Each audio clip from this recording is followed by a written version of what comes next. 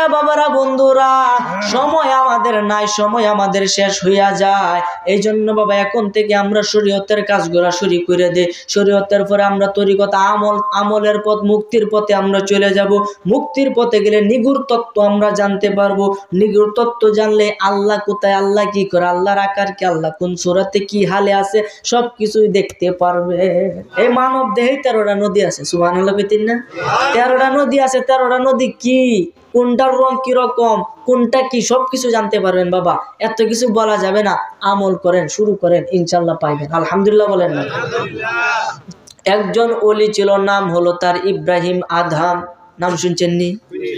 Ibrahim Adham ছিল 49টা রাষ্ট্রের মালিক। সুবহানাল্লাহ বলেন।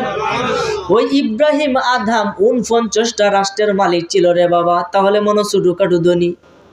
হ্যাঁ, আই সভ্য না। এর মতো ধনী টিহা যদি খালি সারা জীবন বেচেও কা, এরপরে তার জীবন গিয়া তার সন্তানার দিকে 14 গোষ্ঠীর জীবন যাবো। সুবহানাল্লাহ কইতেন না?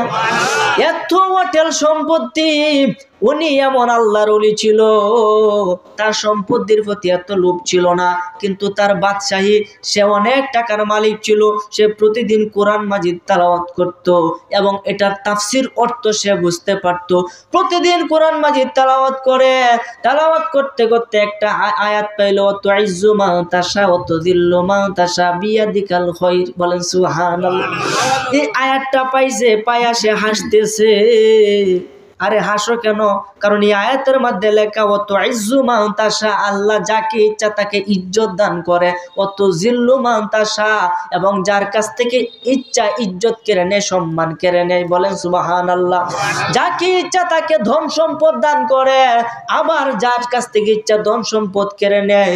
বাদশারে ফকির বানাইতে পারে, ফকিরকে আবার বাদশা বানাইতে পারে। এই আয়াতের তাফসীর পড়া সে ব্যক্তি হাসলো। হাসলো কেন? কারণ তার যে এত এত সম্পত্তি, সে আয়াতটা বেশি বিশ্বাস করতে পারতো না। হাই রে, আমার তো এত এত সম্পত্তি, তাহলে আমি কেন আবার বাদশার থেকে একসাথে ফকির কিভাবে হব? না, আমি আল্লাহর এই আইনটা আমি মানতে পারছি না। সুবহানাল্লাহ। এটা কি কোরআনের বিরোধী গেছে সে? কিন্তু না, কিন্তু বুঝতেছে না এটা কিভাবে সম্ভব। এত বড় বাদশা, আমি আবার ফকির হয়েরা। আরে তারে তো বলেন, আল্লাহ কইছে বাদশারে ফকির বানাইতে পারে, ফকিরে বাদশা বানাইতে পারে। কিন্তু আল্লাহর খেলা কি বুঝার কোনো সাধ্য আছে মানুষের? সাধ্য নাই। ফোন কাটতে দিও। যাক, তখন এরপরের দিন তিনি কি করলো, তার যে সাঙ্গপাঙ্গ আছে সবাই ডাকায় আনলো। আনার পরে কইতাছে, কো ভাইয়েরা, আমি তো আজকে শিকারে যাব। তার খুব শিকার করার ইচ্ছে ছিল, জঙ্গলের মধ্যে গিয়া। আমি একা একাই যাবো শিকার করতে, আমার খুব ইচ্ছা শিকার করা। হুজুর তাহলে কয়েকজন সাথী লয়ে যায়? না, কেউ লাগতো না, আমি একাই যাবো। আচ্ছা ঠিক আছে। ঘোড়া সাজাইয়া দিছে, বাদশাহী ঘোড়া, বুঝেন তো কত হাই ফাই। বাদশাহী ঘোড়া সাজাইয়া ওই ইব্রাহিম আদহাম ওই ঘোড়ার পিঠে চইরা জঙ্গলের মধ্যে চলে গেল। গিয়া কোনো শিকার পাইতেছে না। হঠাৎ করে তার সামনে একটা হরিণ চলে আসলো, হরিণের বাচ্চা, দেখতে ফুটফুটি সুন্দর। সে তীর নিক্ষেপ করার জন্য রেডি হইয়া গেল। তীর যখন তার ধনুক থেকে ছাড়বে, তখনই তার মাথার মধ্যে আসলো, হাই রে, আমি যদি তারা জীবিত দইরা বাড়িতে নিয়ে যাইতে পারি, তাহলে আমার সুনাম আরো বাইরা যাবে। আমি যে একজন পাক্কা শিকারী, এটা মানুষ জানতে পারবে। তখন কাছে ধরি। তিনি কি করছে, ঘোড়া দিয়ে যাইতেছে, কিন্তু ধরতে পারে না। ঘোড়ার থেকে নামছে, নামার পরে হাতে নাগালে আসে, আবার দৌড় মারে জায়গা, আবার ধরতে যা, আবার দৌড় মারে। ধরতে ধরতে ধরতে ধরতে তার ঘোড়াও তার সাথে যা। একেবারে গভীর জঙ্গলের ভিতরে যখন প্রবেশ করে ফেলছে, ওই সময় ওই হরিণটা হারায় গেছে। আর সন্ধ্যাও গনায় আইছে। এখন বাড়ির রাস্তা বুঝলেছে। সুবহানাল্লাহ বলে। আরে নদীর এপার ভাঙ্গে ওপার ঘরে, এই তো নদীর খেলা। সকাল বেলা ধনীরে তুই ফকির সন্ধ্যা বেলা। ঠিক না বেটি? আরে বাহাদুরি করো সম্পদের, বইরে দেহ না কি উপায় হয়। কথা কোন ঠিক কিনা? কয়বার যদি মুক্ত হইতে রাও, তুমি প্রকৃত ধনী। আর যদি যতই ধন তোমার সম্পত্তি, তা হ্যাঁ, যদি কবরের মধ্যে ধরা খাও, এই সম্পত্তি তোমার ওই কবরের সাথী হইতো। ঠিক না বেটি? এই জন্য রক্তের বড়াই করা যাবে না, টাকার অহংকার করা যাবে না, শরীরে শক্তির বড়াই করা যাবে না। শক্তিও একদিন শেষ হবে, ধন সম্পদও শেষ হবে, তুমিও শেষ হবে। এগুলা খাইব কি রায়? কথা কোন ঠিক কি না? এই জন্য আমার ভাইরা, বাবারা, বন্ধুরা, ওই ইব্রাহিম আদহাম যখন জঙ্গলের গভীরে চলে গেল আরেক রাষ্ট্রের মধ্যে, এটা কি তার একটা অধীনে, মানে যে 49টা রাষ্ট্রের মালিক, এই একটা অধীনে সে চলে গেল, ঘুরতে ঘুরতে জঙ্গলে ওই প্রান্তে চলে গেল। এটা পড়ছে এই রাজ্যের মধ্যে। তখন অন বাড়ির রাস্তার হয় না, অন গেছেও না, চিনেও না। অন কি করবো, রাত্র হয়ে গেছে, অন তো জঙ্গলে তাহে বলেন, জঙ্গলের মধ্যে কি বাঘ ভাল্লুক আছে না? এটার ভয় তো আছে। সে কি করছে, কইরে হন তান যেত না, গাছ উঠল লাগে, বলেন সুবহানাল্লাহ। তার গোড়াটারে গাছের নিচে বাইন্দা ওই ইব্রাহিম আদহাম ওই গাছের উপরে ওইটা সুন্দরভাবে বৈশা রয়েছে। ওই দিকে যেই রাজ্যের মধ্যে ওই ইব্রাহিম আদহাম পড়ছে, ওই রাজ্যের বাদশার গুড়া চুরি হয়েছে। সুবহানাল্লাহ। কার খেলা? আরে গুড়া কেরে চুরি হয় এই টাইমে? এটা বোঝানোর জন্য যদি বলি তাহলে আরো আধা ঘন্টার দরকার, ওই দিকে যাব না, আমি সংক্ষেপে বলে শেষ করে দিব রে বাবা, কারণ মাইকটাও বেশি সুবিধা না, আমিও সুবিধা না। যাই হোক আমার ভাইরা, বাবারা, বন্ধুরা, গাছের উপরে উঠছে, ওই দিকে বাদশার গুড়া চুরি হয়ে গেছে, বাদশার মাথা গরম হয়ে গেছে। এই আমার রাজ্য থেকে কেলা চুরি করে নিয়ে যা যা যা, তাড়াতাড়ি তোরা পাহারা লাগা আর কবর লাগা, কোথায় কি কোনো গুড়া নি বেচা কিনা হয়েছে বা কোনো চুর লইয়া যাইতেছে, যা বিছাগা। ফাড়ায় দিছে তার সিপাহী। ফাড়ায় দেওয়ার পরে ঘুরতেছে কিন্তু কোথাও তার এই গোড়া পায় না। অবশেষে দুইজন প্রহরী গেছে জঙ্গলের রাস্তায়, গিয়া কয় দিহি বাদশার গোড়া নিয়ে জঙ্গল দিয়ে চুরনি লইয়া গেছে।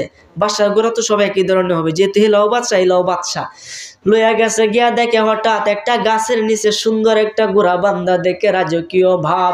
তারা তো আর বাদশার গোড়া দেখে তো আর এত রাত্রে চিনে না, এই যে বাদশার গোড়া, এটাই তো বাদশার গোড়া। চুর মনে হয় আশেপাশে আছে। আচ্ছা, এটা কি চুর না বাদশা? তেরে যে চুর কইতাছে, কার খেলা? এই যে অত ইজ্জু মানতাসা অত জিল্লু মানতাসা বিয়াদিকাল খায়র। সুবহানাল্লাহ। তখন এই গুড়া লইয়া যখন আসতেছে, একটা হইতো তাকায় দেখো গাছের উপরে বইয়া রইছে। এই তো চোর, তাড়াতাড়ি আরে নামা। কোডা দে ফাট দে তারে নামাইছে। কয় বেটা নাম, তুই তো 1 নাম্বার চোর। কর না বাবা, আমার কথাটা শুনো, আমি চোর না, আমি চোর না। কই আমার কথা গস আ। এই ইব্রাহিম আদহাম রহমতুল্লাহ আলাইহি ওনাকে লইরা বাইন্দা লইয়া গেছে ওই বাদশার দরবারে। তখন ওইখানে হলো ইসলামিক আইন। কিসের আইন? ইসলামিক আইনে কি যদি চুরি করে ধরাকা, তাহলে প্রথম বিচারে তার ডান হাতটা কেটে দিতে হবে। আমাদের বাংলাদেশে আছে এই নিয়ম? ওইলারও জরিমানা লাগা, মামলা করে। কথা কোন ঠিক কিনা? অথচ কোরআনে বইলা দিছে যে চুর ধরাকা তার ডান হাতটা কাটতে দেও। এরপর যদি সে চুরি করে আবার ধরাকা বাম হাতটা কাটো। এরপরও ডাইন ট্যাং, এরপরে বাম ট্যাং, এর ভুঙ্গু বানায় ফালায়। তো বলেন না সুবহানাল্লাহ? এরকম তো হইতো, তাহলে কি দেশে চুরি হইলে যে ধরা খাইলে হাত কেটে লেন যাব? বলেন চুরি হইলে যদি কাউকে হত্যা করে, হত্যার বদলে তাকে হত্যা করতে হবে। এটা পবিত্র কোরআনের আইন। ওহন যদি যে ব্যক্তি হত্যা করব, সেই ব্যক্তি তো জানে যে আমাকেও তো মাইরালবো, তাহলে কি মারবো কোনোদিন? এই জন্য এই আইনটা আমাদের বাংলাদেশে নাই। আরব দেশে, আরবি দেশে এই আইনটা আছে, চুরি করলে হাত কেটে দেয়। ইব্রাহিম আদহাম গেছে ওই রাষ্ট্রের মধ্যে, ওই রাষ্ট্র ছিল ইসলামিক রাষ্ট্র। ইব্রাহিম আদহাম যে এত বড় একজন বাদশাহ, আবার তার অধীনে কাজ করতেছে, এটা ওই বাদশাহ জানে না। না জানে কি করছে, তুমি চুরি করছো, তোমার হাত কাটতে হবে। তার ডান হাতটা কাইটা দিছে। এখন বলেন, আপনি যত বড় ধনী হন, আপনার যদি শরীরের একটা অঙ্গ না থাকে, বলেন এই সম্পত্তি কোনো কাজে আসবে? আচ্ছা যাক, পরে বলতেছে বাদশাহ, আচ্ছা ইব্রাহিম আদহাম কইতেছে, বাদশাহ সাহেব, আমি চুরি করছি মানলাম, মানে আমার হাতটা যদি আপনি দিয়া দেন তাহলে খুব উপকার হয়। কই কাটা হাত দিয়ে তুমি কি করবা? দরকার আছে, তুমি আমার তো চলন লাগবো, হাতটা দেয়া দিয়ে হয়। হাত দেয়া দিছে, আবার জঙ্গলে চলে গেল।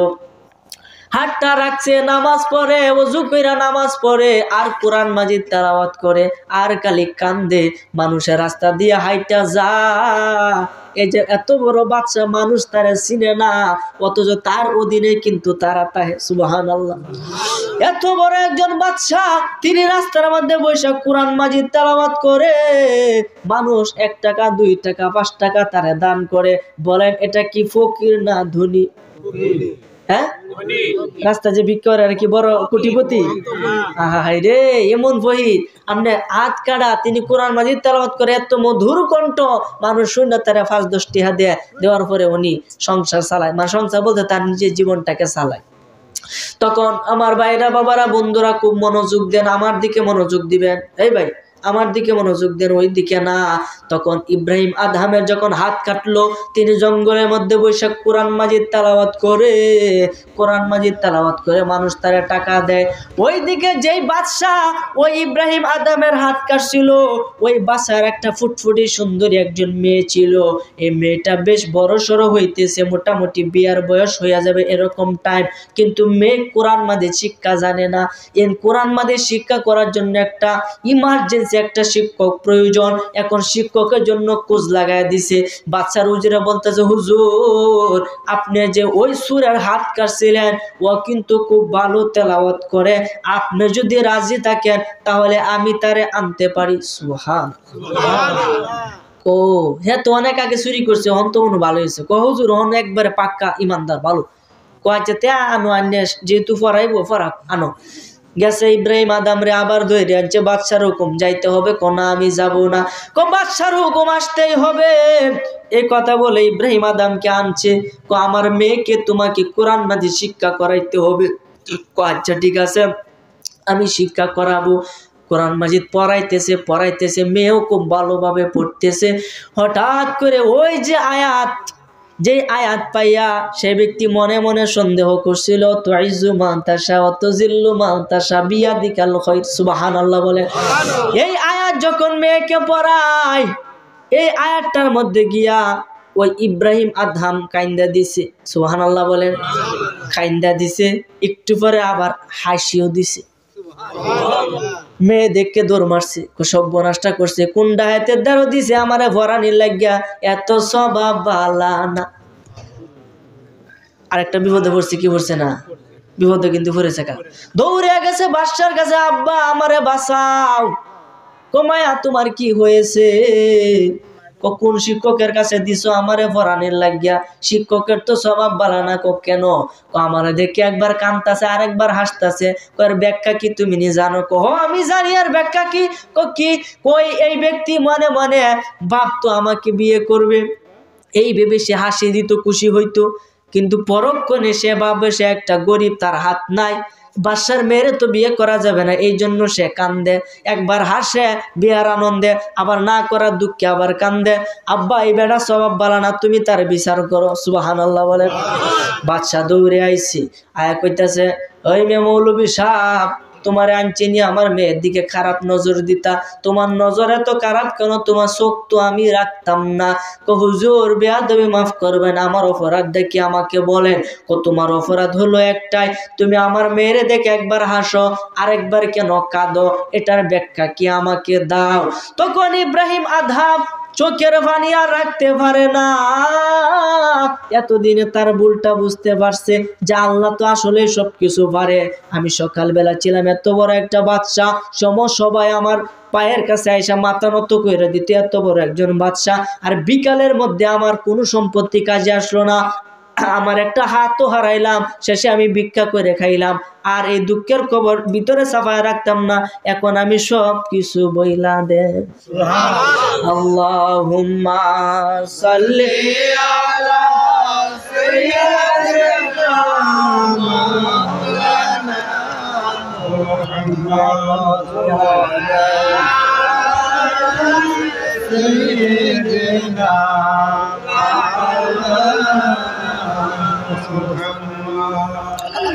যাই হোক, এই কথা কইতাছি না, বিদ্যা জীবন সব তো চিরা দিতেছে। মাইকে তো কথা কই আমরা তো দেখুনি। মাহফিলের মেন উদ্দেশ্য আপনার দুইটা বিষয় হয়েছে মেন, একটা লাইটিং, একটা মাইকিং।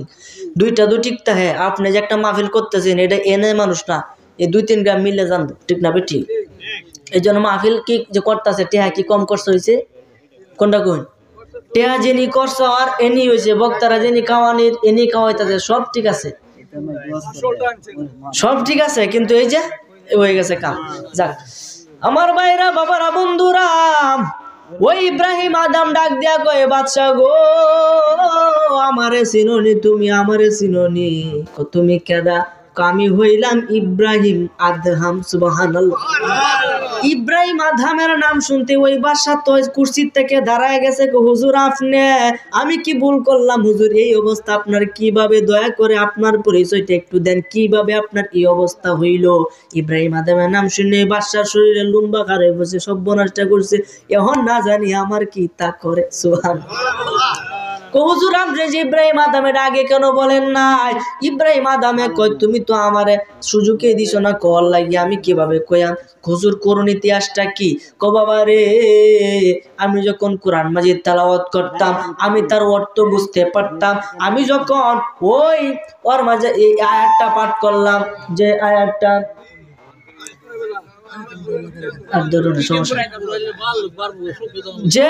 যে আয়াতটা পড়লাম,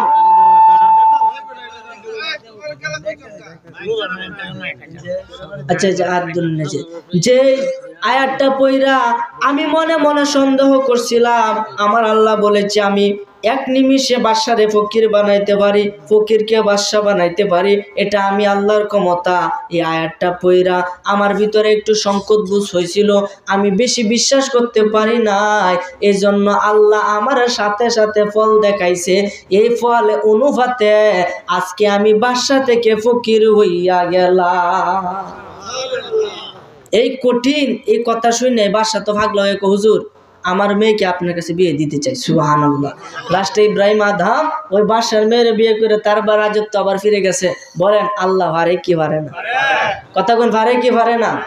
আরে কুদর মুখে কুদর জীবে কেমনে জপি তোমার নাম, কুদর মুখে কুদর জীবে কেমনে জপি তোমার নাম, জলিল জাব্বার তুমি ও গো রহিম রহমান, জলিল জাব্বার তুমি ও গো রহিম রহমান। লাখের অধিক নবী তুমি ধরাই পাঠাইলে, মাওলা ধরাই পাঠাইলে, কারো হাতে সহিফা ও শরীয়ত দিলে, আল্লাহ শরীয়ত দিলে, সঠিক পথে আনতে টেনে পথ বলেছো তো ইনসান, জলিল জাব্বার তুমি ও গো রহিম রহমান, জলিল জাব্বার ও গো রহিম রহমান। জোরে বলেন না সুবহানাল্লাহ। ফিসেরা কথা কই না, বলেন না সুবহানাল্লাহ। বাইরে সুবহানাল্লাহর বহুত পাওয়ার আছে। এই জন্য যেই সময় যেটা বলি আমার সাথে সাথে বলার চেষ্টা করবেন, তাহলে ওয়াজ বুঝতে আপনারা মজা পাইবেন। বাবার এই সমস্ত ক্ষমতার মালিক কে? আওয়াজ করে বলেন, সমস্ত ক্ষমতার মালিক কে? ওই আল্লাহ যাকে ইচ্ছা তাকে সম্মানিত করে, হোক সে ছোট না হই বড়, হোক সে ধনী না হই গরিব, যদি আল্লাহ চায় আপনার স্থান উঁচুতে উঠবেই উঠবে। এক বাদশা, আপনার কথা মনে হয়েছে কইলতাম নি? বাদশার কথা মনে হয়ে গেছে গা। দেখুন কথাই কথা আনে, কথা কোন ঠিক কিনা? কথাই লতাই সমান, লতা যেমন লম্বা হয় কথা কইলে খালি বাড়তেই তাই, ঠিক না বেটি? এক বাদশা আপনার একটা খাবারের টাইম, আর কি যে কোনো একটা খাবারের টাইম, বিশাল বড় বাদশা তার বিবিরে লইয়া এ বাদশা কি করছে? খাইতে বইছে। তো খাইবো স্বাভাবিক, খাইতে বইছে, অনেক টাকার মালিক। এমন সময় একটা ভিক্ষুক গিয়া উপস্থিত। ভিক্ষুক বলতেছে, বাবা 2-3 দিন ধরে কোনো কিছু খাই না, পেটের মধ্যে দানা পানি পড়ে না, যদি দয়া হয় এক মুষ্টি ভাত কি এক মুষ্টি কোনো কিছু খাবার জিনিস তোমার ঘরে থাকলে দিবানি। বাদশার আগে ঘর থেকে বেরিয়েছে, তুমি আমার আর সময় পাইছো না, সারাদিন কাজ করে এখন বিবির সাথে মজা করে দুলা ভাতও কি তোমরা লাগে শান্তিতে খাইতাম না? যাও তাড়াতাড়ি যাও। ওই ভিক্ষুক যাই না শেষে গাছ ধরে বাড়ি থেকে বাহির কইরা দিল। বলেন কাজটা কি ঠিক করলো নাকি ভুল করলো? শুধু ভুল না বড় ভুল? এইসব বনার। তখন এই ভিক্ষুক মনের ভিতরে অনেক কষ্ট পায়, এই জায়গা চাইরা চইলা গেল। চলে যাওয়ার পরে ওই বাদশা যা কাজ করতো, কাজের মাঝে আর বরকত নাই। যে নই ধরো এনই লস, ব্যবসার যা এনো লস, কৃষি কাজ করে এনো লস, বাসা এটিও না এনই লস, যা কাজ করে সব কাজের মধ্যে লস আর লস। এইভাবে লস দিতে দিতে শেষে জায়গা জমি বিক্রি করা শুরু করে দিছে। জায়গা বিক্রি করতে করতে করতে করতে শেষে তার বাড়িটা তার অধীনে নাই, এমন হয়েছে তার নিজের বিবিটা তার অধীনে রাখতে পারবে এরকম টাকা তার কাছে নাই। শেষে বিবির হাতে পায়ে ধইরা তারে তালাক দিছে। সুবহানাল্লাহ। কার খেলা? এই যে ভিক্ষুকটারে এত অত্যাচার করে পাঠাইছে, ভিক্ষুকের মনে কষ্ট গেছে না? আল্লাহ দোয়া করো লাগে না যে কষ্ট গেছে? আরে মন ভাঙা না মসজিদ ভাঙ্গা বিলে সমান, কথা কোন ঠিক কিনা? একটা মানুষের মন ভাঙ্গা আর খোদার ঘর মসজিদ ভাঙ্গা সমান কথা, ঠিক না বেটি? তখন এত নিজের বিবির কইতেছে, আমি তোমার ডাক্তারতাম না, তুমি একটু তালাক হয়ে যাও গা, আমার আর জানে কোলাই না, আমি তোমার ফালতাম না, তুমি তালাক। তখন তালাক দিচ্ছি। বিবি চলে গেছে। তার সময় শেষ হওয়ার পরে একজন ব্যক্তির কাছে, আবার একজন বড় লোকের কাছে তার বিয়ে হইল। বলেন সুবহানাল্লাহ। এটাকে বলে ভাগ্য। একবার সাথে বিয়ে হইছে, শান্তি মতে খাইছে, এখন তার কাছ থেকে তালাক খাইয়া গেছে আরেক গড়। সেও ব্যক্তি ধনাঢ্য, অনেক সম্পদের মালিক। ওইদিকে যেই বাদশা প্রথমে ভিক্ষুককে তাড়ায় দিছে, ওই বাদশার ভিটে মাটি বলতে আর কোনো কিছু নাই। এখন সে ভিক্ষা করে খায়। সুবহানাল্লাহ। এখন সে ভিক্ষা করে খায়, রাস্তাঘাটে হাঁটে, মানুষের কাছ থেকে 2-4 আনা পাইলে সে ভাত খাইতে পারে, না হলে পায় না। এভাবে হাঁটতে হাঁটতে হাঁটতে হাঁটতে ওই যে বিবি যে বাদশার বাড়িতে বিয়ে হয়েছে, ওই বাদশার বাড়িতে গেছে। ওই ফকির যা কইতাছে, গিয়া দেখে খাবারের আয়োজন, একটা খাবার হগলে খাইতো এরকম টাইম। গিয়া বলতেছে, বাবা বড় কি কোনো কিছু আসেনি, থাকলে আমার একটু দেও, আমি তো কয়েকদিন যাবত কোনো কিছু খাইতাছি না। এই আচ্ছা বলেন, এই যে কথাটি কইতেছে বিবির কানে কি কথাটি গেছে কি গেছে না? আচ্ছা বলেন, পৃথিবীর সবাই যদি আপনার বুঝলেলা, আপনার নিজের বিবি কি ভুলে যাইব? সবসময় যার সাথে থাকেন, সবসময় যার সাথে খাওয়া দাওয়া করেন, কথাবার্তা বলেন, কণ্ঠনা যখন তার কানে গেছে, বিবি তো কান খারাপ হয়ে দিচ্ছে। এই খেলা গইলা আমার হেলা লাগান কণ্ঠটা শোনা দিতেছে, যে শুনিছে কি কয়। ওই বাচ্চা, যে বাচ্চা ওই নতুন বাচ্চা গেছে, গিয়া বলতেছে, ভাই তুমি কিসের জন্য আসছো? খুব সুন্দর ব্যবহার। আসছি তো আমি কয়েকদিন যাবত কোনো কিছু খাই না, যদি করো কিছু তাহলে দেও। একটু দাঁড়াও, আমি নিয়ে আসতেছি। সুবহানাল্লাহ। আরে এও বাদশা ছিল আর হেডেও বাদশা ছিল। ওই বাদশার কি অবস্থা আর এই বাচ্চার কি অবস্থা! বাবারে, আল্লাহ যাকে ইচ্ছা তাকে ধন সম্পদ দান করে। ওই বাদশা ভিতরে গিয়ে কইতেছে, বিবি গো মেহেরবানি করে এই ভিক্ষুককে কোনো কিছু খাইতে দাও। আল্লাহ তো আমাদের অসংখ্য অনেক কিছু দিছে, আমরা একবার না খাইলে পরের বার খাইতারাম, কিন্তু এই ভিক্ষুক তো একবার না খাইলে 14 বারও খাইতারে না, একটু কিছু দেও। তখন যখন এটি লইয়া গেছে, লইয়া যাওয়ার পরে এই ভিক্ষুককে দিছে। ভিক্ষুক এমন ভাই খাইতেছে যেমন 10-15 দিন ধরে কোনো কিছু খাই না। বিবি খান কারা করে রাখছে। কি কথা কয় একটু শুনি। কথা হইতেছে, ভাই এই যে তুমি ভিক্ষা করতেছো, কেন ভিক্ষা করতেছো? ভিক্ষা করা তো ভালো না, নবীর শিক্ষা করিও না ভিক্ষা করা ভালো না। হালালের মাঝে 2টা জিনিস আছে যেটা আল্লাহর কাছে মানে সবচেয়ে নিম্ন হালাল, এর থেকে নিচে আর কোনো হালাল আল্লাহর দরবারে নাই। এক হইছে তালাক দেওয়া, 2 হইছে ভিক্ষা করা। সুবহানাল্লাহ। 2টা জিনিস আল্লাহর কাছে একবারে একদম নিকৃষ্ট হালাল, মানে এর থেকে নিচে আর নাই। এই জন্য তালাক মুখ দিয়ে বাইর করা যাবে না। তালাক শব্দ বাইর করে কুদার আরো সতী কাঁপবে। এই তালাক কথাটা কেউ বাইর করবে না, এত সহজ মনে করি না যে এই যে একটা তলাক আরবি একটা শব্দ, অত সহজ না রে বাবা, এত সহজ না। এই জন্য তালাক যাতে আমাদের মুখ দিয়ে না বেরো, আল্লাহ যাতে তৌফিক দান করে, বলেন আমিন। আমার ভাইরা বাবারা খারাপ লাগতেছে নি কেউ? আমারে বলবেন, আমার কষ্ট হয়ে যায়, আমি কিন্তু যাই আমগা, সমস্যা নাই, খারাপ লাগলে কইবেন। তখন ওই বাদশা যখন বলতেছে তোমার এই অবস্থা কি করে হইল, তখন এই ফকির নিয়ে বলতেছে, হুজুর আপনার মতো মানুষের তুলনা হয় না, আপনার মতো বাদশারা আছে বলে আমাদের মতো গরিব না খায়া আপনাদের কাছে আসে, আপনারা দান করেন, আমরা খাই। করে তোমার এরকম হয়েছে কিভাবে এটা বলো।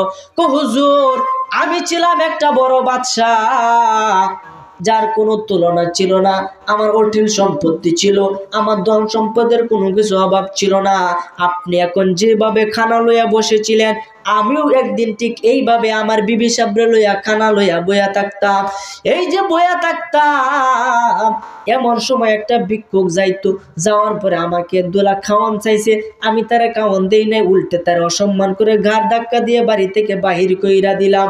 ওই ভিক্ষুকের অভিশাপে ভিক্ষুকের মনে কষ্ট গেছে, এই কারণে আজকে আমার এই হাল হয়েছে। শেষ পর্যন্ত আমার বিবিকেও আমি রাখতে পারি নাই, এতটুকু অসহায়। আমার বিবিকে তালাক আমি দিয়া দিছি।